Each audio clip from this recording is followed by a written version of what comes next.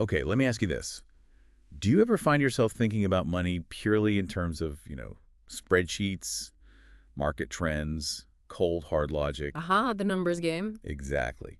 But what if the most crucial factor for financial success had almost nothing to do with any of that and, well, everything to do with you, your psychology? That's precisely the angle we're exploring today. Yeah, today we're doing a deep dive into Morgan Housel's The Psychology of Money.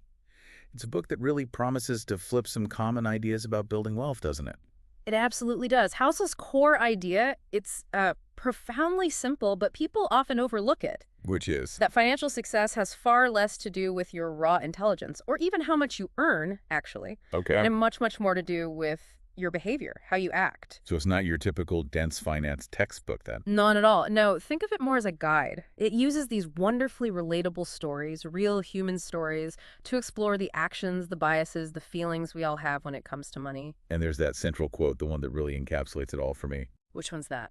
Doing well with money has little to do with how smart you are and a lot to do with how you behave. That's at the heart of it. That's such a powerful insight, isn't it?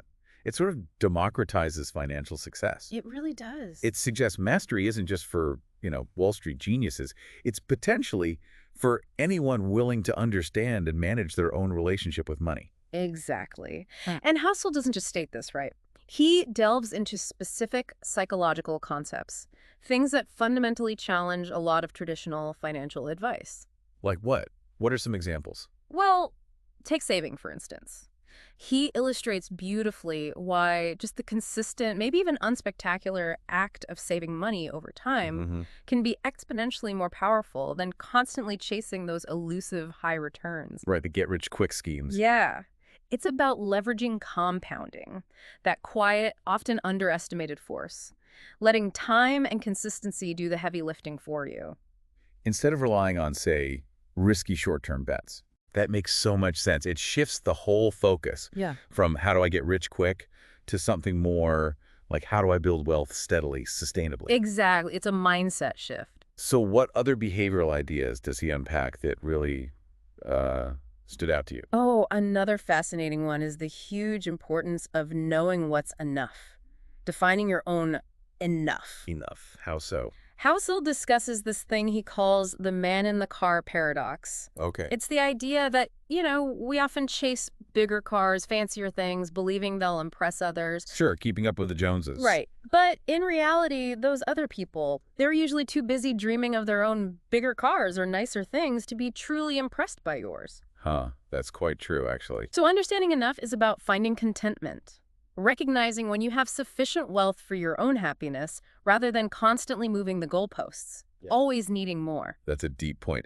What else? And then there's his really nuanced take on luck and risk. He emphasizes that, extreme financial outcomes, both huge success and devastating failure, are often products of just being at the far ends of a probability distribution.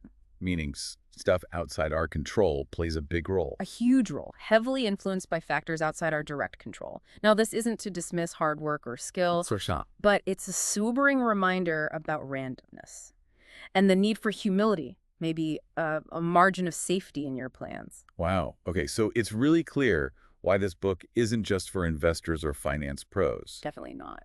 Its wisdom feels like it applies to so many aspects of life.